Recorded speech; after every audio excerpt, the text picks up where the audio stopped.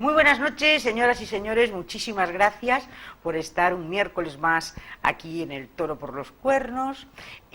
Bueno, vamos a hablar dos días antes del 12 de octubre, del Día de la Hispanidad, pero le vamos a dedicar este programa a España. Y para eso, mejor, bueno, el invitado de esta noche yo creo que nos viene, pero vamos, como anillo al dedo. Es Luis Gorrochategui, ustedes ya lo conocen, es profesor, es historiador y es escritor. Para hablar de España y de cómo es España, y vamos a hablar antes también de sus libros, de su último libro publicado en inglés. Luis, muy buenas noches. Buenas noches, Pepa. Muchísimas gracias por estar aquí en este controvertido programa. Gracias a ti por invitarme, Pepa. Pues ¿sabes por qué? Te digo controvertido, porque parece increíble que cuando se habla de España y del español y de los españoles, oye, hay ciertas alergias que surgen.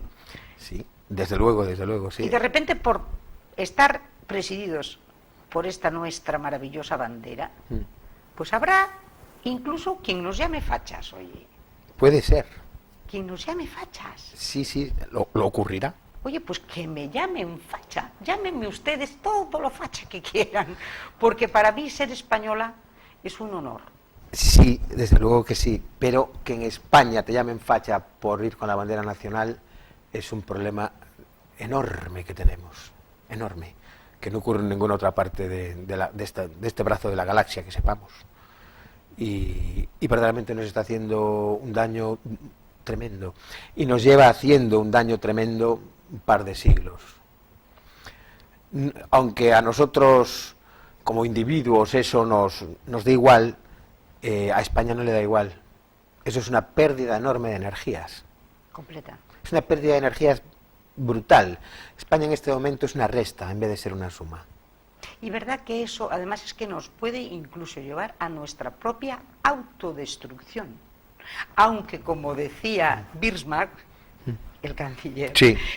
España es el único país del mundo que lleva empecinado en destruirse durante siglos y no lo consigue. No lo consigue. Y no lo va a conseguir. No lo va a conseguir porque en el fondo estos automatismos de relacionar la bandera con fachas sin tener ni idea de lo que significa esa palabra, en el fondo son superficiales y artificiales. En el fondo de nuestro fuero interno somos españoles hasta las trancas, todos. ¿Y qué es ser? A ver, ¿qué es España, Luis? Pues verdaderamente es uno de los países más sorprendentes de la historia. Tenemos grandes países, grandes momentos civilizatorios totalmente evidentes para todo el mundo, como Egipto, como después Grecia, Roma, momentos esplendorosos de la civilización en el cual el ser humano crece y se expande, y sin embargo hay otros momentos gloriosos. El momento español es tan glorioso como esos, de distinta índole, pero igual de importante, y desde luego con una historia bien hecha, tan glorioso como la Grecia clásica o la Roma imperial. Sin embargo, España está completamente desaparecida. Ha caído sobre ella una damnatio completamente hermética. Quiero decir con esto que la historia de España ha quedado completamente desaparecida, oculta, cerrada y envuelta con aros de silicona. España está precintada y cerrada al vacío. Nuestra historia. Nuestra razón de ser, lo que somos. Sí. ¿Por qué? ¿Qué intereses, o sea, a quién le interesa tener esa España, que esa es la metáfora perfecta? Esa España encapsulada ahí y sin que pueda romper y brillar. ¿A quién le interesa? ¿A los propios españoles de determinadas posiciones políticas o a un concierto internacional que le resultamos bastante competitivos y no nos quieren por el medio? Le interesa a todo el mundo, menos a los españoles que somos conscientes de España. Todo el mundo saca tajada de esto. Yo creo que la clave es entender el imperio español, porque es dificilísimo entenderlo. El imperio español durante siglos fue omniabarcante, fue el enemigo de todos y todos juntos no podían contra él. El imperio español ocupó el planeta Tierra. El imperio español ocupó el Pacífico. Abrió las rutas comerciales más grandes de la historia. Ocupó América, desde Córdoba, en Alaska, hasta Ushuaia, en el Polo Sur. Evidentemente aún no veíamos, aún la zona sur del cono sur estaba sin civilizar, por decirlo así, pero España ocupó lo que jamás nadie ha vuelto a ocupar ni por asomo, aunque después la historiografía foránea se haya inventado otras cosas. Una línea de costa que va desde el polo norte al polo sur y la mitad del planeta, y después por el otro lado, en distintos momentos de apogeo, pues hasta África, Oceanía, en fin. Y esto se mantuvo durante 4 siglos. Este dato es completamente definitivo. Nosotros ahora estamos en plena resaca del imperio. Aún seguimos en plena resaca de la pérdida del imperio. Podríamos pensar, pero ¿cómo es posible? Si esto ocurrió ya por la pérdida de Cuba hace un siglo. Pues por varios motivos. Uno, por el tamaño espaciotemporal que tuvo. Y después, porque los restos del imperio, aunque muchos millones de kilómetros cuadrados se han perdido para el español, estoy hablando de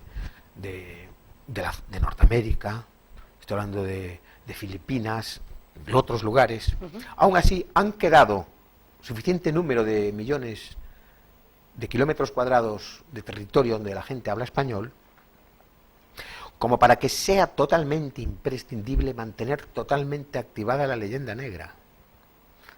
En este momento la leyenda negra tiene enormes misiones que cumplir. La más importante es mantener desunidos a los que hablamos español. O sea, ¿tú crees que la leyenda negra en este momento sigue en plena vigencia, totalmente activa y a propósito? Nunca había estado tan activa. Nunca. ¿Y no crees que eso es fruto de la historia? No. O sea, incluso ahora en nuestras relaciones comerciales interesa activar eso. Absolutamente. Absolutamente, porque la identidad nacional de los países del norte de Europa se construye contra España. Si quitas a España, esas identidades se quedan completamente cojas. El protestantismo sin el catolicismo no tendría ni sentido su propia palabra. El protestantismo es una construcción que se alimenta de la crítica al catolicismo. El catolicismo es fundamentalmente España. Entonces, la demonización de España es una pieza imprescindible para la construcción de la identidad de los países del norte de Europa. E incluso la negación de España es una pieza imprescindible para la construcción de las identidades de las repúblicas americanas. Claro, que tú las ves en este momento, ¿cómo lo ves? Bueno, Hispanoamérica es un enorme éxito. La existencia actual de Hispanoamérica es un enorme éxito que ningún otro país ha conseguido en la historia. Lo es, pero ha pagado un precio altísimo Hispanoamérica por existir. Quiero decir, la España imperial de principios del siglo XIX, el Buenos Aires que recibe a los ingleses en 1807, aquel enorme imperio, tenía la moneda de referencia mundial, las rutas comerciales más importantes estaban funcionando, las ciudades más ricas de América, el Producto Interior Bruto más importante del mundo, todo estaba aquí, era nuestro. Y esto se convirtió en astillas de 1807 a 1820 y pocos. Y tú cuando de repente oyes lo que yo escuché el otro día, que ya es recurrente, es que los españoles tendríamos que pedirle perdón a los hispanoamericanos. Tendríamos que pedirles perdón, porque nosotros allí llegamos y exterminamos. ¿Esto cómo se puede decir de esta manera? Si las leyes de Indias están dadas por la reina doña Isabel la Católica, que es más, al concederle alma a los indígenas, automáticamente los estaba haciendo. Ella, por escrito, les consideraba seres humanos, hijos de Dios, igual que ella. O sea, pone a nivel, en una época en que había toda esclavitud, todo eso, y de repente las únicas leyes, absolutamente el derecho de gentes que se basa en ellos, en la universidad, en toda la corriente de Salamanca, sí, en todo esto, esta grandeza, y que todavía haya algún memo que diga que hay que pedir perdón. Pero Dios mío, estamos todos tontos. No estamos tontos, Pepa, no estamos tontos. Es tan flagrante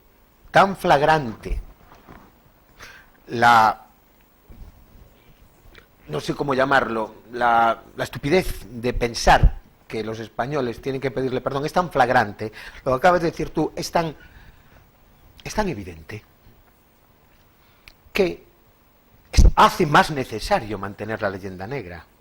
Si tú destapas, la leyenda negra es muchas cosas, entre otras es una tapa hermética que mantiene la historia de España completamente oculta. Si quitas la leyenda negra, perderían las repúblicas americanas su queja contra España, y esta queja contra España es imprescindible para justificarse a ellas mismas como naciones. Su propio victimismo. No serían víctimas, somos víctimas del conquistador español. Sí, pero en realidad esto no es una chorrada. Esto es imprescindible. No estamos hablando de... Fíjate cómo hay gente que aún no sabe... No. Esto es distinto, esto es un producto distinto, totalmente, me refiero a la leyenda negra, es un producto distinto y no tiene que ver con la historia. Y si hay un choque entre la historia y la leyenda negra, se ocultará la historia. ¿Tiene más que ver con la economía? Tiene que ver con la derrota española, tiene que ver con muchas cosas, entre otras con la derrota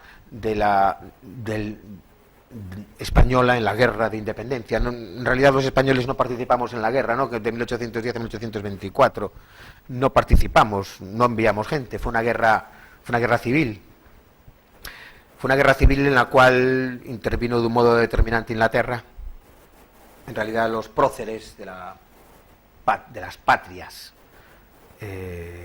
hispanoamericanas fueron agentes ingleses, pero agentes ingleses. Es flagrante, no hace falta, no es una cosa muy difícil de investigar. Los Países Bajos y Inglaterra han sido los grandes voceros de esa, y los creadores de esa leyenda. Leyenda negra que se basa en 4 o 5 puntos. Sí. ¿Cuáles son? Porque hay mucha gente que nos estará escuchando y dirá, ¡ay, qué era la leyenda negra! A lo mejor si tienen de 25 para abajo, a lo mejor no la saben. Pues es buena la pregunta. La leyenda negra es un conjunto de tópicos antiespañoles que nacen al hilo de la expansión del imperio, que utilizan durante siglos los países del norte de Europa para intentar debilitar en ese sentido a España, porque no pueden con ella de otra manera, y ese conjunto de tópicos constituyen la identidad nacional de esos países en parte, y hoy llegan con una fuerza descomunal, hoy ya se han emancipado de su origen, hoy esos tópicos ya han prendido en el inconsciente y en la conciencia de los propios españoles y de los propios hispanohablantes, y ahora ya es un monstruo que no hay quien lo pare. Ahora ya no hace falta ni siquiera alimentarla, o alimentarla solo si hace falta desde el exterior, porque ahora ya, digamos que el cáncer ha prendido, pero ya desde hace tiempo, el cáncer ha prendido de un modo metastásico en la conciencia española, y verdaderamente está haciéndonos un daño descomunal. Algo muy importante es el cine.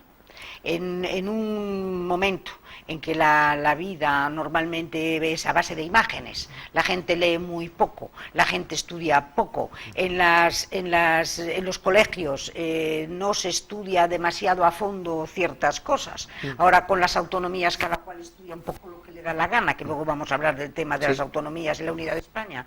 Pero claro, nos encontramos con que, bueno, en este momento tú dices, vamos a ver, el cine es una herramienta maravillosa para llegar a través de la imagen a las personas. Los ingleses hacen un cine absolutamente impecable con toda su historia. De hecho, las producciones inglesas son maravillosas en cuanto a tal. Las producciones españolas son para salir llorando. Mira, la última que hicieron de los últimos de Filipinas es una, yo diría, una bofetada a la grandeza de unos hombres que fueron auténticos héroes. Es llamarlos poco menos que fanáticos e idiotas. Eso no hay derecho, y que encima esté subvencionada por el Ministerio de Cultura. Yo no sé a qué están jugando estos políticos en ese tipo de cosas tan graves. Lo mismo que todas las últimas que vi yo, las de la conquista de América, de no sé dónde, el pobre de Hernán Cortés. Bueno, es que esto es tremendo. Entonces nuestro cine, nuestros directores, desgraciadamente, son de nivel muy bajo en todos los sentidos, salvo alguna excepción, pero normalmente es algo tan pobre, tan yo diría que hasta miserable, la imagen que trasladan de nuestra historia. Absolutamente, pero yo no diría que es porque sean malos técnicamente. El problema es mucho más profundo. ¿Hay malicia? Vamos a ver. Prescindiendo de que sean más o menos malos técnicamente, y sobre todo prescindiendo de que de toda la gran calidad del cine británico comparado, pero el cine español tampoco es bueno, es malo. No. Si todo el ingenio español se pusiese a ensalzar a España al modo que todo el ingenio inglés se pone a ensalzar a Inglaterra, estaríamos en la estratosfera. No es que el cine español sea malo, no, el problema es mucho peor que eso. El problema es muchísimo peor que eso. El problema es un problema psiquiátrico que tiene España, gravísimo. Yo ahora me estoy dando cuenta, ya con los años que tengo, ya con el recorrido vital, de que hay que pelear contra este tema. Nosotros no debemos de defendernos de la leyenda negra. Ya no tiene sentido. Eso se hizo en el siglo XIX con la leyenda rosa. Lo que tenemos que hacer es analizarla, hacerle un psicoanálisis. Sí, o abrirla, hacerle una disección, analizarla con profundidad, desmenuzarla y tratarla como uno de los más fascinantes objetos, no objeto material, objeto del tercer mundo popperiano, objeto cultural, pero creo que es el más extraordinario objeto cultural jamás construido por el hombre. La leyenda negra antiespañola, porque de la misma manera que el Imperio español también ha sido el mayor constructo jamás construido por el hombre. Y esta leyenda, en este momento, ha llegado a lo más profundo de nuestra psique.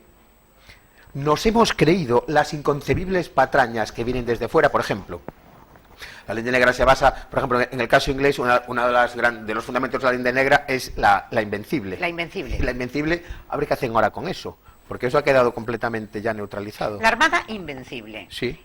Toda la literatura que sacaron. Tú sacas, que ahora vamos, ahí me das la percha para entrar. Sí. Tú sacas un libro que es este libro, que se llama La Contraarmada, que es precisamente el darles a ellos, pero vamos, en la médula espinal de su Armada Invencible. La Contraarmada tiene este libro, el mérito extraordinario, señores, que se ha editado en Inglaterra y está editado en inglés. Sí. Esto es único, porque normalmente el inglés no edita nada que vaya en contra de sus propias mentiras. Es verdad. Para que se las desmonten. Y tú lo tienes editado, por supuesto, en español, pero también en inglés. Sí. Pero me has dicho que en plan muy académico. Sí, porque pretenden que no tenga demasiada difusión. Claro, la editorial, bueno, pues me pidió que le hiciese un resumen exhaustivísimo del libro en español, capítulo a capítulo, para ver lo que era. Ellos se dieron cuenta de que no tenían esa información y lo han publicado de un modo completamente académico, claro. Completamente académico, porque esto es incompatible con muchos tópicos, fundamento de muchísimo arte, de muchísima conciencia nacional. Por ejemplo, la leyenda negra pues se basa en la Armada Invencible, por ejemplo. La Armada Invencible, en el caso inglés, otro elemento fundamental de la leyenda negra es creerse que los españoles fuimos especialmente lesivos con las poblaciones indígenas, cuando es flagrantemente al revés. La leyenda negra, en ese sentido, es descabellada. Las afirmaciones que pretende defender son estrambóticas. Por eso es tan imprescindible mantenerla completamente cerrada, porque cualquier análisis científico sobre la leyenda negra la disuelve, pero la disuelve y de repente abrió una enorme pelota en el tejado de los otros países. Claro. En realidad, la defensa que hicieron los españoles de los indios es única. Nadie ha hecho eso. Nadie ha hecho eso ni antes ni después. De hecho, esa es la razón por la que la mayoría de la población de Hispanoamérica tiene en mayor o menor medida sangre amerindia. La defensa de los indios nos costó muchísimo, además, porque la Iglesia, hay un concepto clave para entender el carácter humanístico profundísimo del Imperio Español, y es que había dos poderes independientes: por un lado el rey, pero por otro lado la Iglesia. En otros países ya no existía eso. En los países protestantes el Estado fagotiza a la Iglesia. En el caso de Inglaterra se la traga con patatas y el rey se convierte en el nuevo papa inglés, sin más. Esto hace que la praxis política y la praxis política expansiva de estos países no tenga bridas, no tenga nadie a quien rendir cuentas. Por eso, si analizamos, la expansión de estos países es monstruosamente lesiva con los pueblos con los que toca. De hecho, con lo que va tocando Inglaterra no queda nada. Nada. Pero esto es debido precisamente a eso. Entonces,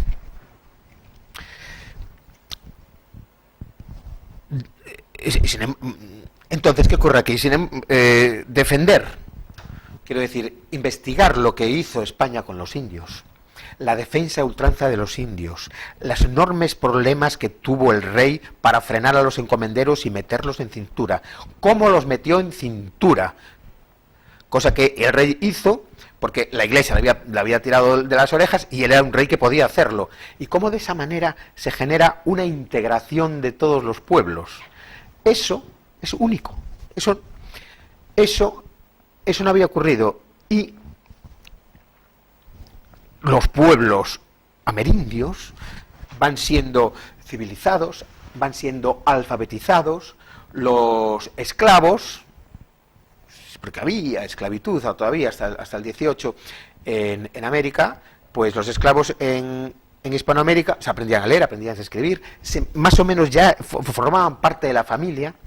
De hecho, cuando los ingleses atacan Buenos Aires en 1806-1807, la última gran, escandalosa y desconocida victoria española en el mundo, que es tu próximo libro, que es mi próximo libro, sí. Cuando llegan a Buenos Aires estos ingleses, se quedan alucinados del trato que reciben los esclavos. De hecho, hay un capitán inglés que escribe un libro y se queda alucinado de muchas cosas, de la indistinción entre las clases sociales, de la riqueza increíble de Buenos Aires, de la pavimentación que tiene, del trato de los esclavos. Se quedan alucinados, van a un mundo totalmente distinto, a un mundo en el cual la economía era una economía basada en la economía real y en la sostenibilidad, lo que hoy llamamos sostenibilidad. El Imperio Español era un imperio autárquico y un imperio en el cual lo importante no era el comercio por sí, sino que lo importante eran los seres humanos y el consumo de estos seres humanos. Y en ese sentido la cosa era totalmente distinta.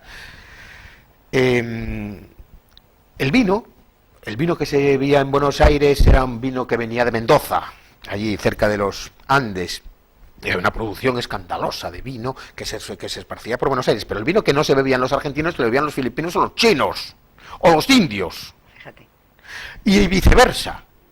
En Buenos Aires llegaban mercancías de todo el planeta. Y la economía estaba diseñada para que el valor añadido global se quedase en el imperio. Por lo tanto, Era ejemplar. vivían como marqueses. Cuando Humboldt visita el imperio español, se queda estupefacto y tiene unas palabras bellísimas, diciendo que jamás ha visto un lugar donde la gente sea más feliz. Porque las cosas eran así. Y los indios, los amerindios, los indios, tenían sus tierras protegidas por el rey de España. Nadie, ningún encomendero, ningún riquísimo comerciante español o criollo de Lima o de Buenos Aires podía tocar a un indio. Los pobres indios, cuando se derrumba el imperio, el tormento del imperio es lo más traumático que puede afrontar un español en su vida. No hay nada más duro que ver cómo se produce eso, para mí. Bueno, ahora estoy en este momento, ¿no? Porque en realidad fue patético, absolutamente patético. En realidad los ingleses habían, desde el plan de 1711, un plan para humillar a España, habían diseñado llevaban siglos soñando con caer el diente a España, habían diseñado un plan para atacarla desde Buenos Aires, tenían varios planes: atacar desde Buenos Aires, atacar desde Buenos Aires y Santiago de Chile al mismo tiempo. Ya el último plan era atacar desde India, Santiago de Chile, atacar Buenos Aires, juntarse, subir y quedarse con eso. Estos planes proliferaron a finales del siglo XVIII, distintos planes para atacar España. En 1807 los ingleses con toda su alma intentan llevar a la práctica el plan. Lo intentan llevar a la práctica. En 1806, bueno, pues Popham y Beresford atacan Buenos Aires después de tomar Ciudad del Cabo a los holandeses y consiguen, por una debilidad totalmente patética del virrey Sobremonte. De hecho, España en ese momento estaba muy decadente, Pepa. Habíamos perdido las energías de la primera mitad del siglo XVIII. No sé qué pasó, no sé por qué nos convertimos en seres decadentes. ¿Fue por la influencia francesa? Hubo un cierto maneramiento en las clases altas españolas. Se perdió... Racedumbre, fuerza... Sí, algo muy importante se perdió. Algo muy importante se perdió y no sé en qué momento de la segunda mitad del siglo XVIII. De hecho nos encontramos con una clase política... que solo vela por sus propios intereses, una clase política que es endogámica y que ya le importa y que ya no tiene sentido de Estado. Esto lo encontramos ya a principios del XIX. De hecho, la huida del virrey Sobremonte en 1806, cuando atacan 1.600 ingleses, eso no ocurre en el siglo XVI. En el siglo XVI hubiesen salido 14 españoles y hubiese habido... En fin, pero sí que hay una decadencia de fondo. La historia de Ferrol nos lo dice. ¿Dónde está el gran Ferrol de Patiño, el marqués de la Ensenada? ¿Dónde está ya a principios del siglo XIX? Ya estamos en un momento de muy enorme decadencia, ¿no? Pues esta decadencia está en el tuétano de todo el imperio. Pero aún con esa decadencia, bueno, los ingleses en 1806 atacan, toman Buenos Aires, y Buenos Aires es reconquistada ya por las milicias españolas. Y entonces en 1807 lanzan el ataque global, por fin, para quedarse con el imperio, que es una cosa muy poco estudiada. Quieren lanzar un ataque ya para tomar Buenos Aires, al mismo tiempo Santiago de Chile, e irse para arriba, e incluso hacer un ataque por Venezuela, por lo que después será Venezuela. Pero cuando ya zarpan todos los barcos, se enteran de que Buenos Aires ha sido reconquistada. Entonces deciden, vamos el ataque a Santiago de Chile, todo contra Buenos Aires, vamos a reconcentrar el ataque en Buenos Aires. Y lanzan un ataque en 1807 fabuloso, del tamaño de Cartagena de Indias. Sí. Del tamaño de Cartagena de Indias el ataque. Un ataque monstruoso, con la diferencia de que ya hay las armas están más avanzadas, con la diferencia de que los ingleses llegan, toman Montevideo, consiguen tomar Montevideo en febrero de 1807 y después, en julio de 1807, lanzan un ataque masivo contra Buenos Aires. Estoy hablando de 16.000 soldados que ya están instalados en el Río de la Plata.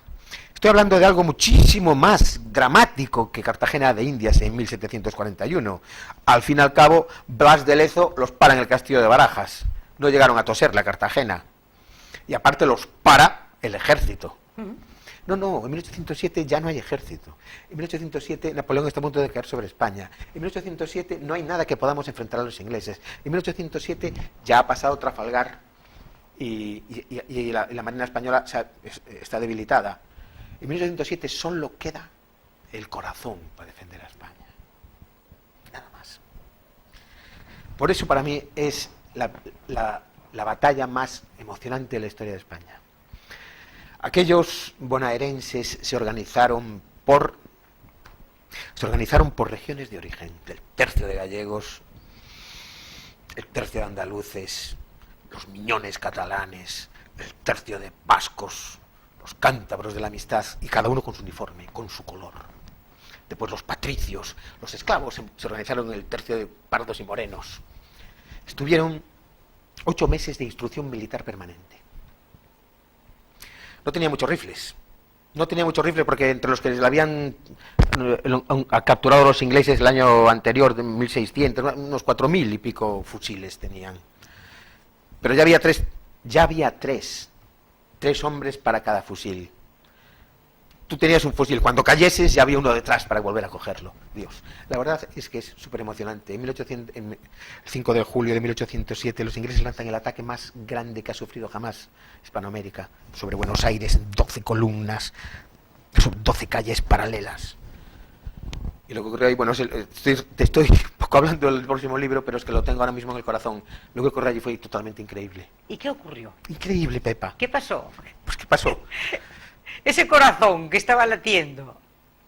Que pues, doctor, te lo digo, te lo contaré con más detalle porque después volveré cuando el libro, después de Navidades volvemos, pero lo que pasó es que, bueno, Buenos Aires había sido diseñada de una manera muy especial, de una manera ilustrada. Buenos Aires, a diferencia de Montevideo, no tiene murallas, porque Carlos III ya se dio cuenta de que quería fundar un virreinato con una capital para que tuviese...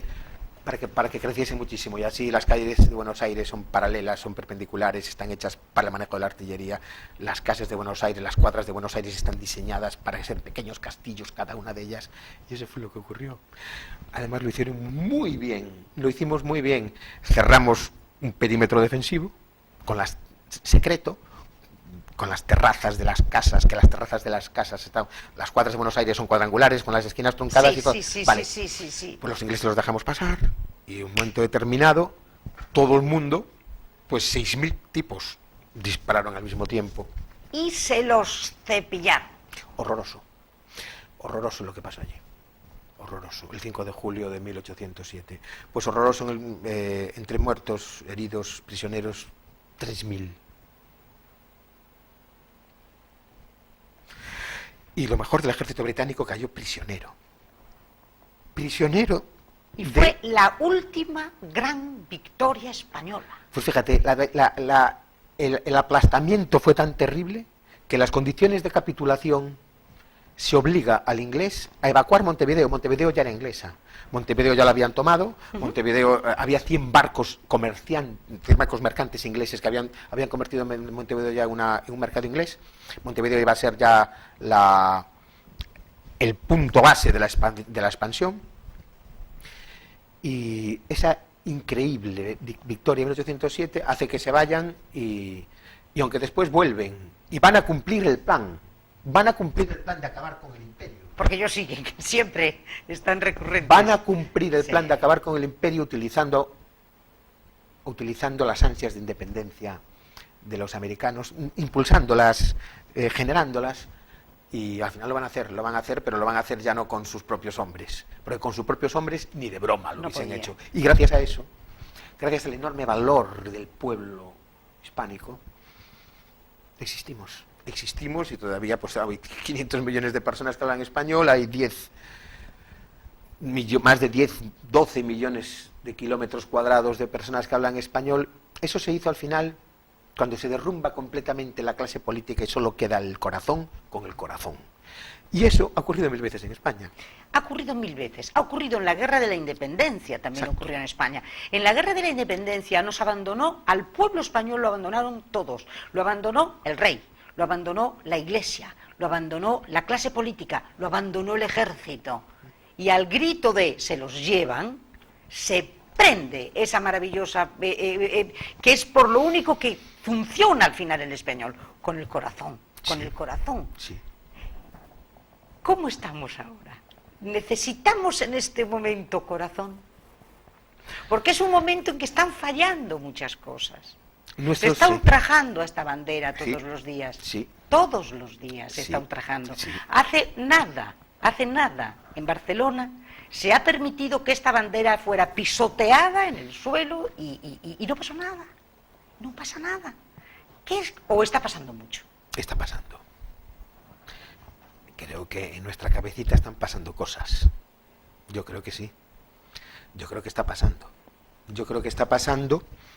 Creo que los recursos del español, no sé, es como si el español fuese muy noble o muy tonto, no sé. Es como si no tuviese la facilidad para defenderse a las primeras. Es como si este complejo de la leyenda negra nos hubiese llevado a un acomplejamiento tremendo, pero que no llega hasta el fondo del corazón en muchísimos españoles. Y esos españoles acomplejados, cuando llegue la hora de la verdadera hora de la espada, de la verdadera hora de la verdadera hora crucial, esos españoles son terribles. Ya lo han demostrado 40 veces. 40 veces. Sí. El problema es que nosotros deberíamos de saber hablar, defendernos, hablar, negociar. Hay muchas cosas que no se pueden decir. Demasiadas cosas no se pueden decir. Porque son políticamente incorrectas. Exacto. Entonces se ha perdido, hablas del hablar, el lenguaje, la comunicación.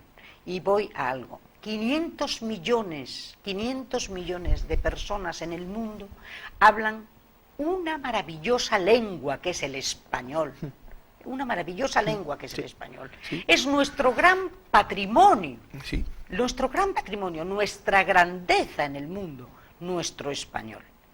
Y ese español está siendo machacado hoy en día en la propia España. Mira, yo tengo aquí precisamente unos pliegos de firmas que llegamos a la locura. O sea, se va a presentar en el Congreso, se quiere presentar una proposición de ley de libertad lingüística, porque hay comunidades autónomas en las que el español está perseguido, Sí. Nuestra propia lengua que dice la Constitución que todo español tiene el derecho de utilizarla y la obligación de aprenderla, el español. Entonces, llegamos a algo tan sumamente loco como tener que presentar esto en el Parlamento. Sí. Y algo increíble. Mira, yo te voy a decir, te lo comentaba y se lo voy a comentar a todos ustedes. Estamos en Ferrol. En Ferrol se cumplen 3 años, en el 2015, presenta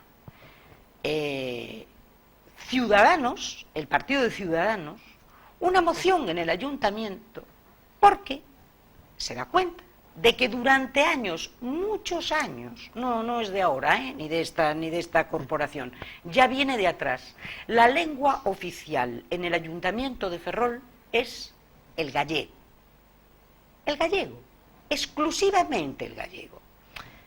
Ya sabemos que si ustedes van al ayuntamiento y por registro firman algo en español, les van a contestar siempre en gallego. Pero sus maneras de comunicarse son en gallego. Bien.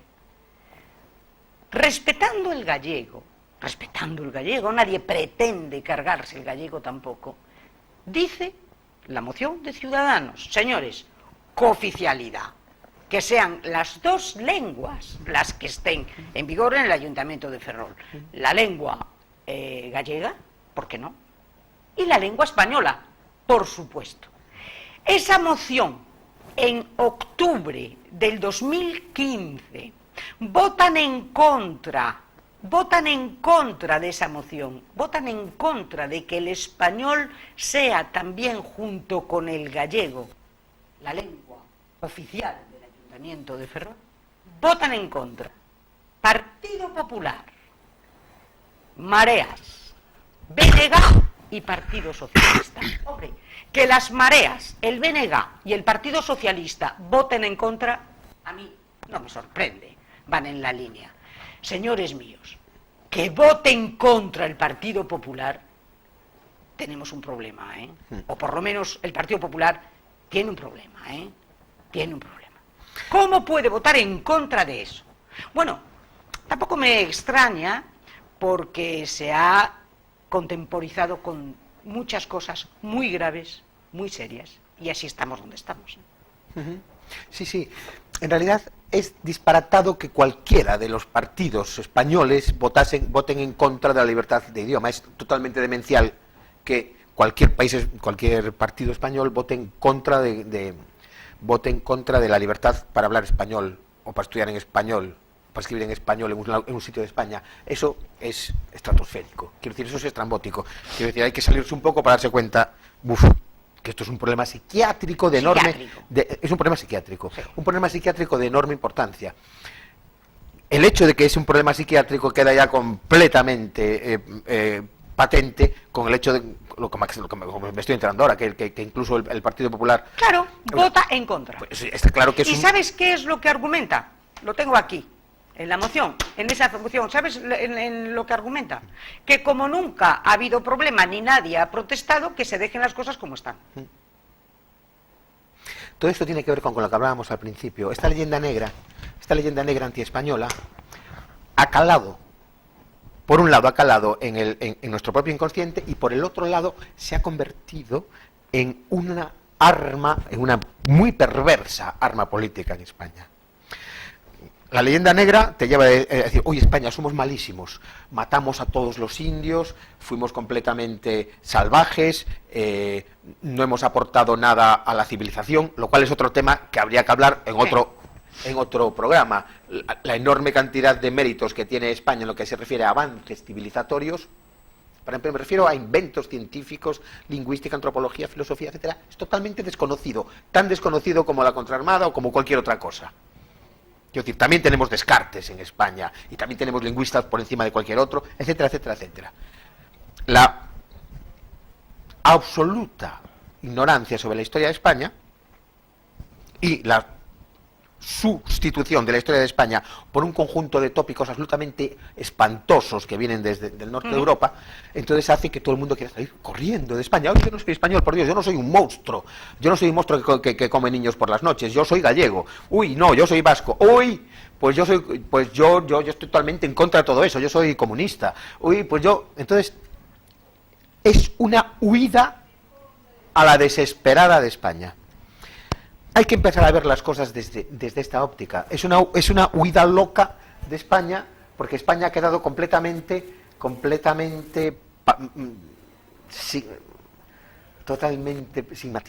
estigmatizada por esta leyenda. Entonces, claro, hay que escapar. Y después es interesantísima la utilización de la leyenda negra, que se puede utilizar de un modo muy fácil. Todo aquel que no se la trague es un monstruo. Claro. Míralo, es un monstruo, yo soy bueno, él es malo. Mira, él devora niños por la noche, no sé qué, no sé cuánto. Entonces, la leyenda negra ha producido la más monstruosa perversión en España, que es su utilización dentro de España. Estamos muertos, mientras no seamos plenamente conscientes de eso. El asunto es que es imprescindible también la leyenda negra en España. Sin leyenda negra cambiaría el panorama político español. Totalmente. Totalmente. Muchos partidos se quedarían sin casi toda su razón de ser. Muchos partidos han nacido al socaire de la leyenda negra. ¿No queréis ser españoles? Venid para aquí. Uy, qué horror, España, ¿no queréis? Venid, nosotros aquí tenemos un refugio. Los que estamos dentro no somos españoles, no. Los que estamos dentro negamos totalmente a España y así nos salvamos. Entonces, esto está ocurriendo de un modo, ya en este momento, de un modo pornográfico.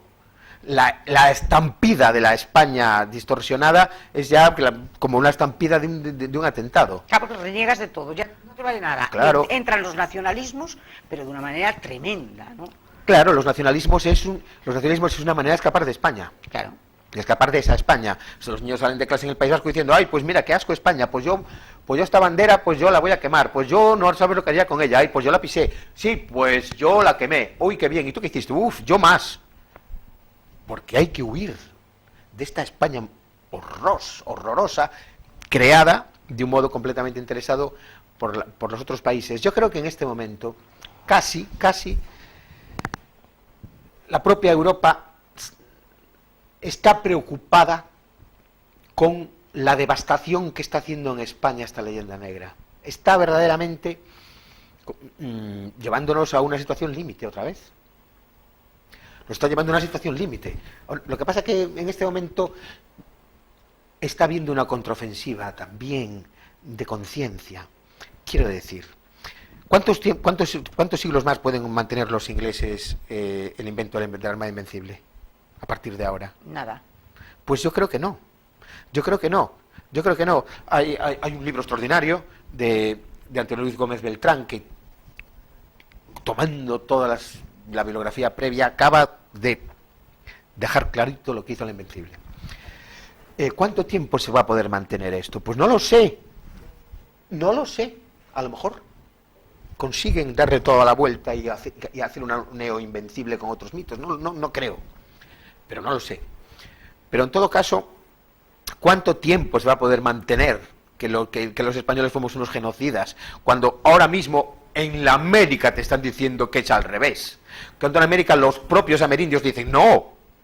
Vamos a ver, el problema, en la guerra de independencia de las repúblicas americanas, los ejércitos, los españoles no participaron, la Marina, sí, pero no participamos. Riego iba a participar, pero en vez de mandar el ejército, América pues se quedó en España, por problemas internos. Entonces, esa guerra la hicieron, por un lado, los revolucionarios con apoyo inglés, y por el otro lado, los españoles con ejércitos de indios. Y los indios lucharon a muerte por España. Y quien salió perdiendo, con la pérdida del imperio, se hundió. Pero se hundió. Bolivia redujo a menos de una décima parte su Producto Interior Bruto, menos de una décima parte de golpe. Fue absolutamente catastrófica la pérdida del imperio, y quienes salieron perdiendo verdaderamente fueron los indios. Los indios, claro. Que entonces empezaron los genocidios del siglo XIX, al modo que nos habían producido en otros lugares. Lo que quiero decir es que es tan flagrante la falsedad de los tópicos de la leyenda negra que no creo que se pueda mantener para siempre. Hombre, no se deberían, porque ahora mismo hay estudios que te están avalando todo lo que tú estás diciendo. Claro. Por lo tanto, no se deberían de mantener. No. Por lo tanto, tendríamos que ser nosotros los primeros que estudiáramos esos tópicos y que los fuéramos desarmando. Sí. Esa es la clave. Esa es la clave. Yo creo que la clave es un ejército de pitagorines con las gafas de culo de botella que se pongan a escribir. A estudiar y a escribir. Sí. A estudiar y a escribir. Y el cine sería tan importante. El cine sería básico. Sí, pero... Llega muchos. Pero y además... sí, pero el problema del cine es que, por ejemplo, hay un señor que a mí me encanta como cineasta, el que hizo esta película, me encanta la película esta que ganó un Oscar, Belle Époque. Sí. Trueba, que después le dieron el Premio Nacional de Cinematografía y dijo, ay, yo no soy español, qué horror, no sé qué, sí, dijo esas cosas, ¿no? Sí. Ir contra Trueba es absurdo. Todos seríamos Trueba si hubiésemos tenido esa fuente de información. El problema no está en Trueba, ni en ninguna persona. El problema es que si Trueba supiese la historia de España, llevaría, pues bueno, o no, Sí, pero ¿o no? no tendría que llevar nada, pero en todo caso se sentiría orgulloso. Pero claro, por lo tanto, yo creo que tenemos un mundo que conquistar. Un mundo que conquistar. Y el mundo que conquistar es poner en valor todo esto. Y está habiendo movimientos muy interesantes en América. Pero ese mundo que conquistar y esa idea de España que conquistar, tenemos que conquistarla nosotros en España. Sí. Porque en este momento tenemos un desafío separatista impresionante en Cataluña. Lo tenemos. Hay un golpe de Estado permanente desde hace 2 años. Están ahí y no se termina de solucionar eso. Entonces, luego tenemos los demás. Claro, las historias, por ejemplo, yo entiendo que el nacionalismo que vive en España, el PNV, el BNG aquí, los nacionalistas, pues bueno, ya en Cataluña no se sabe, ahora son 25, pero bueno, estos no han engañado a nadie, Luis. Esta gente ha tenido muy claro lo que quería, clarísimo. La independencia, clarísimo. ¿Quiénes han claudicado? Los 2 grandes partidos hegemónicos en España, que han sido el Partido Socialista y el Partido Popular, que se han acochavado con ellos, porque para mantenerse en el poder o para conseguir el poder, se han desprovisto de lo que tendría que ser su naturaleza, para mimetizarse con ellos y para conseguir el poder y para conseguir estar en el machito. Bien, entonces, lo primero que habría que cambiar en España, elemental, sería la ley electoral, porque la propia Constitución española, la del 75, prima a los vascos y los catalanes, para que ellos, que son los que se quieren, bueno, los vascos y los catalanes, por Dios, no, los partidos nacionalistas vascos y catalanes, porque en este momento, oye, el 50% de la población catalana que se siente catalana y española, española y catalana, lo mismo que los vascos, están dando un ejemplo fantástico de aguantar, cuidado. Sí. O sea, muy duro. Los partidos nacionalistas, en cambio, ¿no? ¿Cómo es posible que tengan el voto ponderado por la propia Constitución?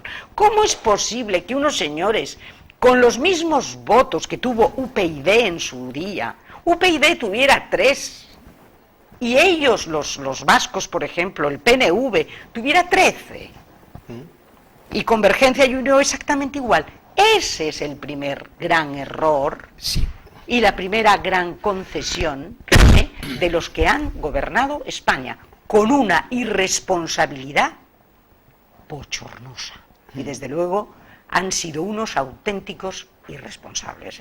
Sí, desde luego el sistema electoral español se hizo para que tuviese más representatividad en las zonas menos pobladas, pero mira qué efecto tan maligno y perverso. Ya simplemente haciendo una proporcionalidad directa se había acabado el problema. Ya está. Fíjate qué simple, modificar eso. ¿Qué pasa? No lo quieren modificar.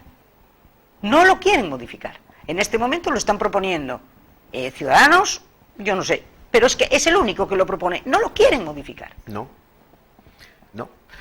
lo quieren modificar porque hay un pastel a repartir muy sustancioso. Y con eso pues el pastel cambiaría un poquito. Ya no habría tanto pastel que repartir. Sí, esa es una de las razones. Y después yo creo que en el tema de catalán hay muchas cosas ahí, pero no se pretendía esto. Nadie pretendía esto. El daño que está sufriendo Cataluña es enorme.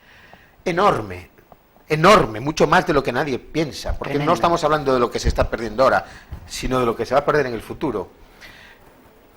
Barcelona se ha muerto de éxito, se ha suicidado de éxito. Ahora va a ir para atrás. El desenganche económico de Cataluña y el resto de España es sencillamente inverosímil, como saben todos los empresarios, puesto que España, desde la Revolución Industrial, España se organiza en 2 focos industriales. Sí. Focos industriales que arrancan un poquito con la siderometalúrgica en el País Vasco y después con lo textil en Cataluña, pero España se vuelca a muerte en la protección y desarrollo de esos polos industriales. De hecho, menos mal que en aquella época podíamos poner los aranceles que queríamos, que hoy no podríamos, pero gracias a poner aranceles a los paños ingleses, pero aranceles tales que no entraban, que los hacían menos competitivos que los catalanes cuando costaban menos de la mitad. Todo eso que hacemos en el siglo XIX es lo que va a conseguir que España tenga una verdadera zona industrial. Eso y los esfuerzos del tren, el tren que consigue que los productos catalanes puedan repartirse por toda la península, y no te digo nada ya con el tema de Cuba y toda la oligarquía catalana controlando todo el mercado cubano, lo que llevó a la guerra previa a la guerra con Estados Unidos, que fue la guerra de independencia.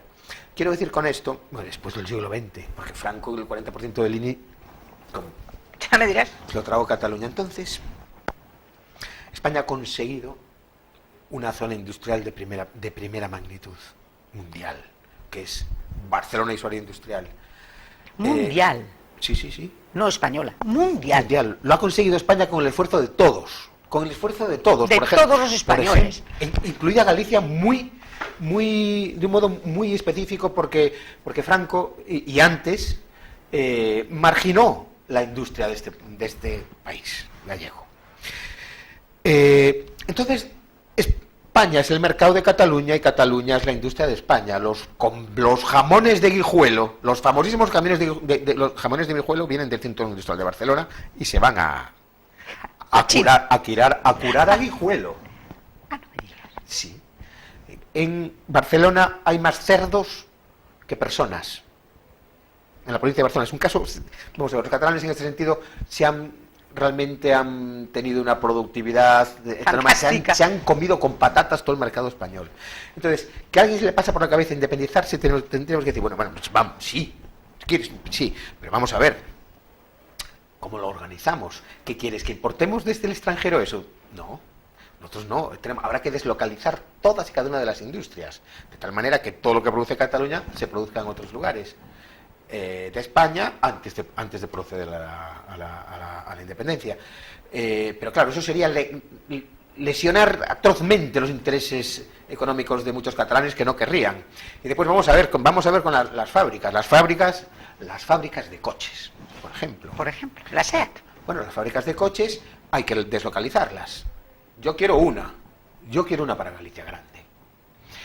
Y Extremadura, ponle 2.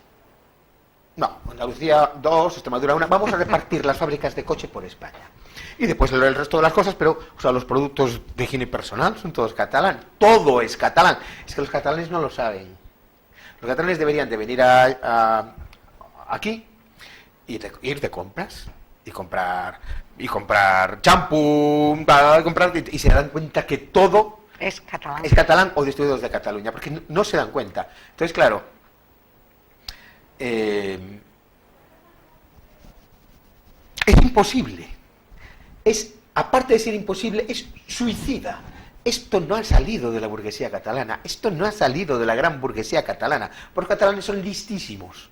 Esto sale de 4 políticos oportunistas. Los catalanes son listísimos, son ingeniosos, son trabajadores, son magníficos. Esto no ha salido de los catalanes. Esto ha salido de una casta parasitaria, que ni siquiera son catalanes, o pueden serlo, pero es una casta parasitaria cuya salud económica no viene de donde siempre ha venido la salud económica de los catalanes, que es del comercio y de la industria. Esta casta parasitaria que funciona como una clase política en el sentido marxista, una clase política, está llevando a Cataluña al abismo total. Y además ha conseguido adormecer a muchísimos catalanes. No me extraña, porque esta siliconización de la que hablábamos antes hace que los catalanes de jóvenes no tengan ni idea de historia de Cataluña. Porque se les ha inoculado ya desde hace mucho tiempo todo ese horror y todo ese odio a España. Porque se ha dejado, y tú como profesor lo sabes perfectamente, cuando tú dejas en manos de los nacionalistas excluyentes, de los nacionalismos excluyentes, toda la cuestión de la educación, ha ocurrido en Vascongadas y ha ocurrido en Cataluña. Y en Galicia no ha ocurrido porque somos de aquella manera, nosotros somos muy especiales. Sí. Pero podría también haber ocurrido. ¿Ocurrió? Podría haber ocurrido perfectamente. Lo que pasa es que nosotros somos muy especiales. Sí, creo que nosotros no somos más oceánicos. Sí. Somos más abiertos. Nosotros piensa que el origen del portugués está aquí. Después, quiero decir, nosotros somos más oceánicos, somos más abiertos. Nuestro amor a Galicia es distinto. Yo creo que el amor de un gallego a Galicia es un amor a la propia Galicia, es un amor a la tierra.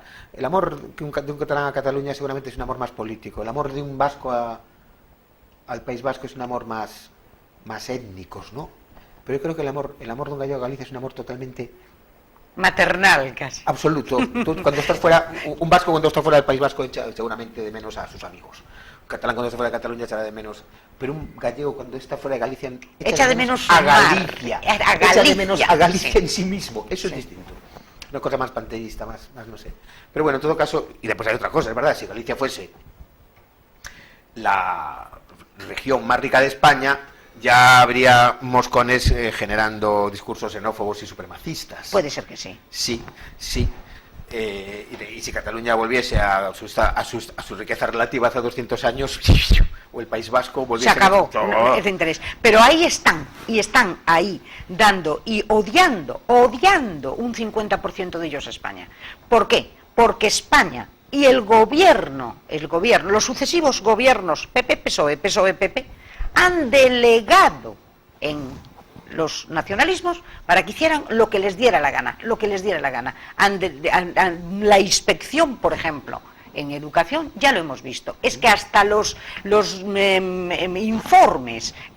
informes que dieron de cómo estaba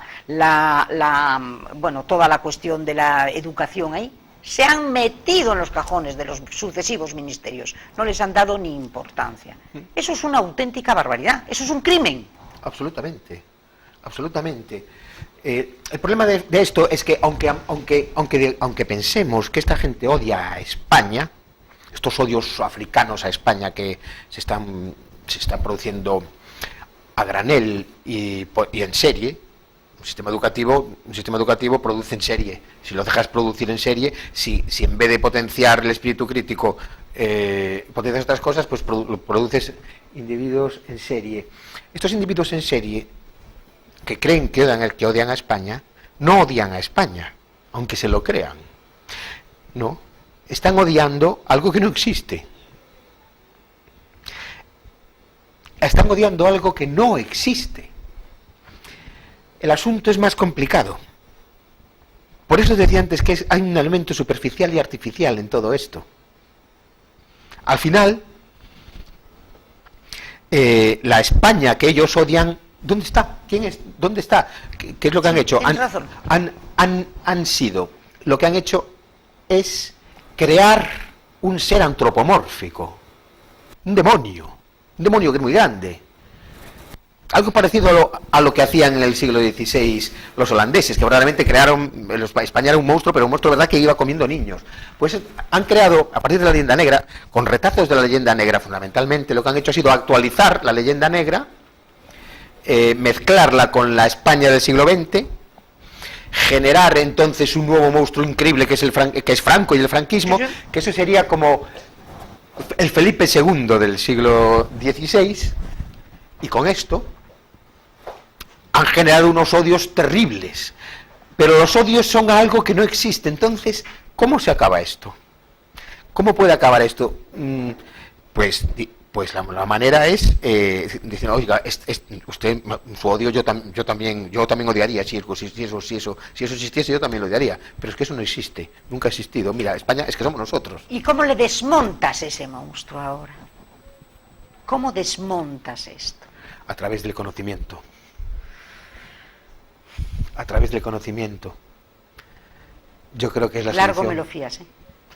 Es que vamos a ver. ¿Sabes qué pasa? Una cosa es ver. No hay peor ciego que el que no quiere ver.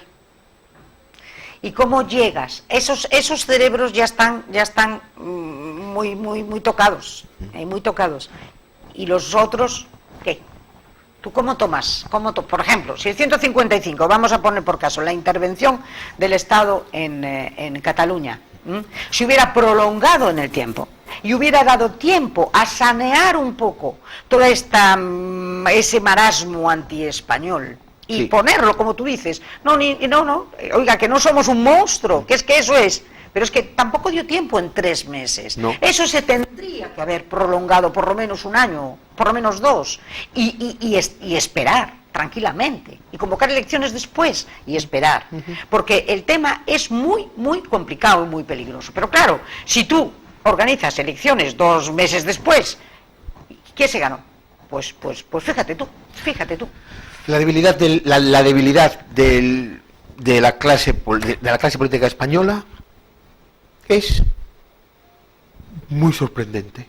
De hecho, nadie lo entiende. De hecho, desde el extranjero no se entiende. No se entiende.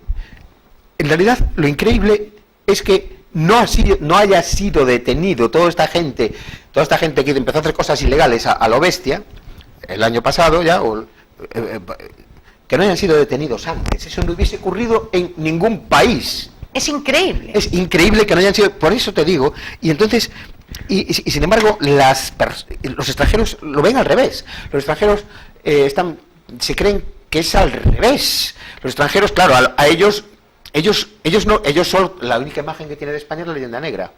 Lo único que puede salvar a España para ellos es que ya pasó el siglo XXI y que estamos en el siglo XXI y que quizá la leyenda negra, bueno, pues que han mejorado un poquito, o sobre todo que ya no tienen, que menos mal que ya no tienen poder para seguir matando indios. Pero la leyenda negra está ahí. Entonces cuando sale un español escapado y dice, uy, España es un país franquista, España es un país fascista, España, los españoles convencen a niños y todo esto, entonces el extranjero, ya volvemos a las andadas, pobre hombre, hay que defenderlo. En el caso de Cataluña, toda la estrategia catalana es un parásito de la leyenda negra. Sin leyenda negra eso jamás habría ocurrido. Hubiesen cogido cualquier país, es que ni si le hubiese ocurrido. Fíjate tú. Y otra cosa que yo quería antes de terminar, porque ya estamos en la recta final, lo que es la República. La República que el catalán en este momento quiere no solamente independizar, sino establecer allí la República Catalana.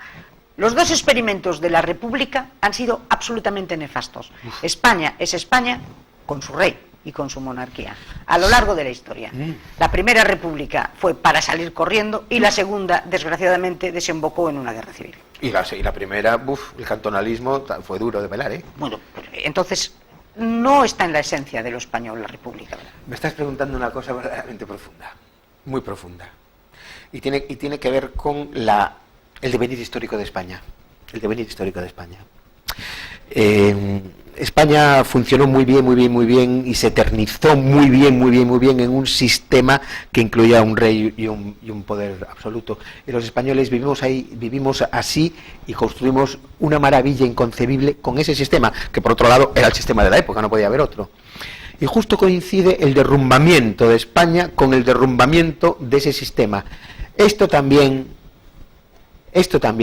nos ha hecho daño, porque creo que ocurren aquí varias cosas al mismo tiempo. La primera es que España, el imperio cuando se muere, se rompe en trocitos. España es un trocito.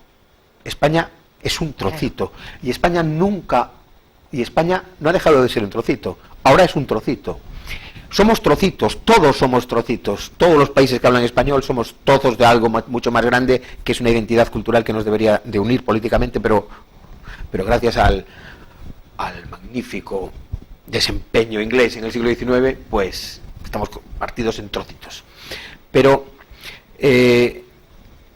por un lado, ser un trozo nos provoca una inestabilidad consustancial, parece.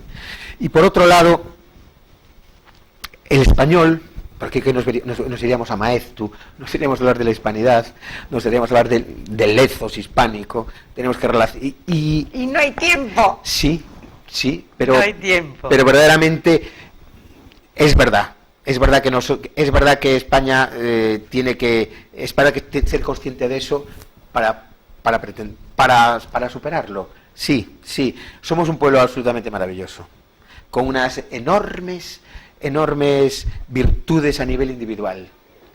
Y somos lo peor del mundo, Pepe Gotera y Otilio, en lo que se refiere a darnos una estructura política. Somos tremendo. Es increíble. Sí. Luis, ya hemos llegado al final. Yo seguiría hablando contigo. Bueno, te cuento, te emplazo a hablar de Maeztu, a hablar del 98, a hablar de Unamuno, a hablar de los poetas, de los grandes poetas, de don Antonio Machado, de Manuel Machado, de Juan Ramón Jiménez, hablar de nuestra lengua, hablar de nuestro maravilloso español. Sí. Y hablar, en ellos late, en todos ellos, el corazón de España. Y te agradezco mucho que hayas venido aquí pues para estar conmigo en este programa tan importante, porque yo, fíjate, yo les diría a nuestros políticos que han metido mucho la pata y que la están metiendo, a estos dos grandes partidos, PP y PSOE, que han tenido la responsabilidad y el honor inmenso de dirigir España, les diría que llorad como hombres, ya que no habéis sabido defendernos como mujeres, llorad como hombres. Llorad, que mucho tenéis que llorar, porque sois muy responsables de los tremendos momentos que estamos ahora viviendo. Sí, pero en todo caso, como dijo Bismarck, no vamos a ser capaces. Pero no van a ser capaces. Nosotros no somos ellos capaces. Que lloren, pero a España, desde luego, no la va a destruir nadie. No. Nunca. Muchísimas gracias, Luis. Gracias a ti, Pepa, gracias de corazón por haber invitado. Gracias. Y a todos ustedes, mire, yo les voy a animar a una cosa. Les voy a animar a que adornen y engalanen sus balcones dentro de 2 días, el día 12. Esta maravillosa bandera. Adornen los balcones con esta maravillosa bandera. Aquí, desde Galicia, desde esta maravillosa tierra de España. Para estar un poco con nuestros amigos, con nuestros hermanos catalanes, con nuestros hermanos vascos, con nuestros hermanos andaluces. Somos todos España. Y desde aquí, siendo todos España, lo que sí quiero decir son 2 cosas. Viva el rey y viva España. Viva.